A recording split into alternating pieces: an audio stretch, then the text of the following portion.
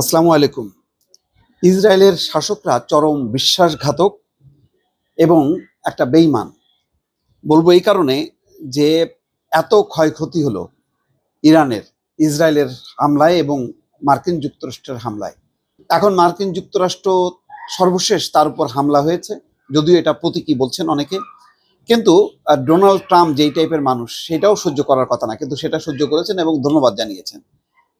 এবং তাই না, যখন নাকি আজকে ইসরায়েলের প্রতিরক্ষা মন্ত্রী সহ আরও একজন মন্ত্রী বলেছে যে যুদ্ধভঙ্গ করেছে ইরান, আমরা তেহরান কাঁপিয়ে ফেলব, তখন ডোনাল্ড ট্রাম্প পোস্টে লিখেছেন যে তোমরা বোমা ফেলো না, পাইলটদেরকে ঘরে ফিরতে বলো। কিন্তু তারপরও আজকে কিছুক্ষণ আগের খবর, ইরানের একটি শহর বিস্ফোরিত, এখনো বোঝা যাচ্ছে না সেখানে ক্ষেপণাস্ত্র ছোড়ার পর কি অবস্থা। খবর আসছে যে যুদ্ধবিরতি ভঙ্গ করায় নেতানিয়াহুর উপর বিরক্ত ট্রাম্প। এরকম বিরক্ত তাদের এই ধরনের অভিনয় বহু দেখেছে জাতি। আসলে শেষ পর্যন্ত ঘুরে ফিরে ইসরায়েলের বাইরে আমেরিকা চিন্তা করে না। আচ্ছা, ইসরায়েল বলছে ট্রাম্পের সঙ্গে ফোন আলাপের পর নতুন হামলা থেকে বিরত নেতানিয়াহু।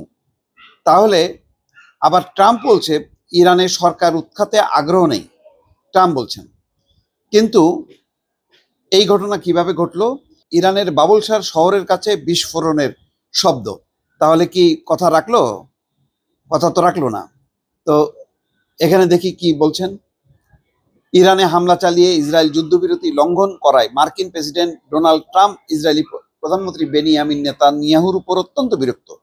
সম্ভবত তিনি মনে করছেন নেতানিয়াহু বিশ্বাস ভঙ্গ করছেন। কাতার ভিত্তিক সংবাদ মাধ্যম আল জাজিরার যুক্তরাষ্ট্র প্রতিনিধি ফিল লাভেল এই কথা বলেছেন। ইউরোপের ন্যাটো সম্মেলনে যোগ দিতে রওনা হওয়ার আগে সাংবাদিকদের সঙ্গে আলাপকালে ট্রাম্প জানান, যুদ্ধবিরতির শর্ত ঘোষণার কয়েক ঘন্টার মধ্যেই তা লঙ্ঘন করায় তিনি ইসরায়েল ও ইরান দুই পক্ষের প্রতি ক্ষুব্ধ। কিন্তু না, ইরানের উপর বেশি, ইসরায়েলের উপর কম কম। এটা হলো একটু মান অভিমান আর কি। হ্যাঁ, যে মানে পিয়ারের দোস্ত এরকম একটা বেয়াদবি করে ফেলছে, সেই কারণে আর কি। সেটা তেমন বড় কিছু না। আল জাজিরার প্রতিনিধি লাভেল বলেন, ট্রাম্প ইসরায়েল এবং ইরান উভয়ের উপরেই ক্ষুব্ধ ছিলেন, তবে তার অতিরিক্ত রাগটা যে ইসরায়েলের দিকে ছিল তা স্পষ্ট বোঝা যাচ্ছিল। তিনি আরো বলেন, ট্রাম্প স্পষ্টতই বেশ বিরক্ত, সম্ভবত নেতানিয়াহু বিশ্বাসভঙ্গ করেছেন এমন বোধ করছেন তিনি। যুদ্ধবিরতির জন্য নেতানিয়াহুর সমর্থন পেতে ট্রাম্প সোমবার তার সঙ্গে ফোনে কথা বলেন। এরপর ইরানের সমর্থন পেতে কাতারের সহযোগিতা নেন তিনি। তার মানে মার্কিন যুক্তরাষ্ট্র প্রবল বেগের চেষ্টা করেছে যাতে আর বিস্তৃতি না ঘটায়, ঘটলে তার আর নেতৃত্ব থাকবে না, সেটা রাশিয়া বা চীনের হাতে চলে যাবে। ইসরায়েল বলছে ট্রাম্পের সঙ্গে ফোন আলাপের পর নতুন হামলা থেকে বিরত নেতানিয়াহু। কোথায়? ইরানের রাজধানী তেহরানে সর্বশেষ চালানো হামলা নিয়ে বিবৃতি দিয়েছে ইসরায়েলের প্রধানমন্ত্রী বেনিয়ামিন নেতানিয়াহুর দপ্তর। বিবৃতিতে বলা হয়, ইরানের আগের কয়েকটি ক্ষেপণাস্ত্র হামলাকে যুদ্ধবিরতি লঙ্ঘন হিসেবে অভিহিত করে ইসরায়েল তেহরানের কাছে একটি রাডার স্থাপনা ধ্বংস করেছে। বাহ, কি সুন্দর! যেহেতু তাহলে এখন এটার আবার শোধ নিতে গেলে তারা আবার মারবে, এই তো। আল জাজিরার খবরে বলা হয়, ওই বিবৃতিতে জানানো হয়, মার্কিন প্রেসিডেন্ট ডোনাল্ড ট্রাম্পের সঙ্গে ফোন আলাপের পর নেতানিয়াহু নতুন করে কোনো হামলা চালানো থেকে বিরত আছেন। বিবৃতিতে বলা হয়, ফোন আলাপে প্রেসিডেন্ট ট্রাম্প ইসরায়েলকে গভীর কৃতজ্ঞতা জানান এবং বলেন দেশটি যুদ্ধের সব লক্ষ্য পূরণ করেছে। তিনি যুদ্ধবিরতির স্থায়িত্ব নিয়েও আত্মবিশ্বাসী।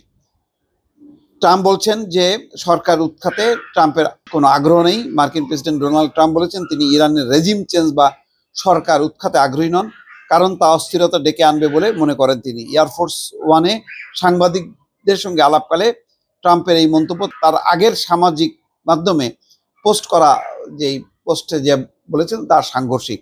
আগে বলেছিলেন প্রয়োজনে মানে ইরানের জনগণের উচিত সরকার পরিবর্তন করা। ইরানের বাবুলশার শহরের কাছে বিস্ফোরণ। ইরানের উত্তরাঞ্চলীয় শহর বাবুলশারের কাছে বিস্ফোরণের শব্দ শোনা গেছে। ইরানি সংবাদ সংস্থা ইসনার বরাত দিয়ে আল জাজিরা একথা জানিয়েছে। প্রতিবেদনে বলা হয়, প্রত্যক্ষদর্শীরা বিস্ফোরণের শব্দ শুনেছেন। ওই এলাকায় আকাশ প্রতিরক্ষা ব্যবস্থা সক্রিয় করা হয়েছে। দর্শক, এই হচ্ছে পরিস্থিতি। মোট কথা, ইসরায়েলের উপর কোনো বিশ্বাস নেই এবং একেবারে মানে পশুর অধম। ইসরায়েলের শাসকরা পশুর অধম। ওরা মানে ব্যাপক ধ্বংসযজ্ঞ চালায়ও তাদের কোনো ইয়ে নেই, যে এটাই তাদের ইয়ে। তারা সবসময় আগায় থাকবে। এটাই হচ্ছে তাদের মতিগতি এবং এটাই হচ্ছে নীতি। আর আমাদের আরবের সমস্ত নপুংসক দেশগুলো চেয়ে চেয়ে দেখছে ইরানের এই অবস্থা। ইরানের উপর নির্বিচার চালাচ্ছে, মার্কিন ঘাঁটিতে হামলা করছে, সেটা আবার কাতার, ইউএই, সৌদি আরব আবার নিন্দাও করতেছে। এই হচ্ছে তাদের দ্বিচারিতা এবং নপুংসকতার পরিচয়। দর্শক ভালো থাকবেন, আল্লাহ হাফেজ।